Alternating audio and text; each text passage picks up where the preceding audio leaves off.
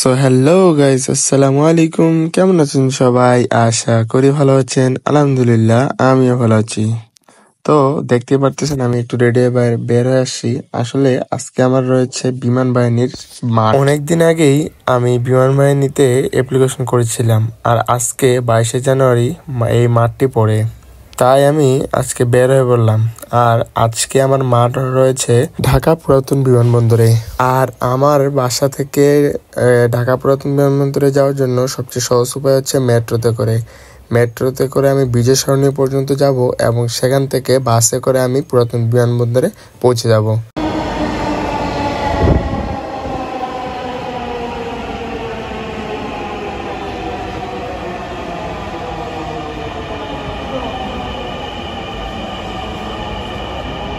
আর আমার মেট্রো চলে আসায় আমি আমার মেট্রোতে উঠে পড়ি এবং উঠে দেখি এত লোকজনের গাদাগাদি, মানে এক কি অবস্থা, মানে পা রাখার একদম জায়গা নেই। তো কি করব, আমাকে তো যেতে হবে। এভাবেই আমি চলে আসলাম বিজয় সরণি এবং বিজয় সরণি থেকে নিচে নামে এখানে বাস পাবো, বাসে করে আমি চলে যাবো পুরাতন বিমানবন্দরে। আর এই যে আমি চলে এসেছি পুরাতন বিমানবন্দরে।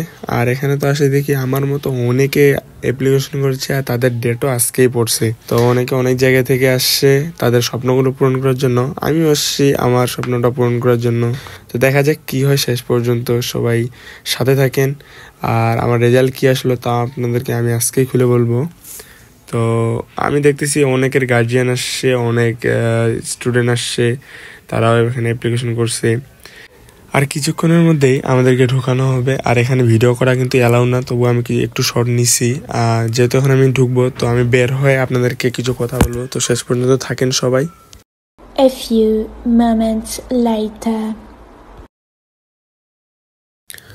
তো ভিউয়ার্স, আমি এখানে ভিতরে প্রায় 3 ঘন্টা ছিলাম। তো 3 ঘন্টায় আমি মনে করেন ওজন, উচ্চতা সব টিকছি, তারপরে আইকিউ টেস্টও টিকছি, কিন্তু ইংরেজি টেস্টে যায় ফেল হয়ে গেছি। সো আর বাকি ছিল মনে করেন যে 30 জনের মতো। তো 30 জনের মধ্যে আমি ছিলাম, তাই আমি বের হয়ে চলে এসেছি।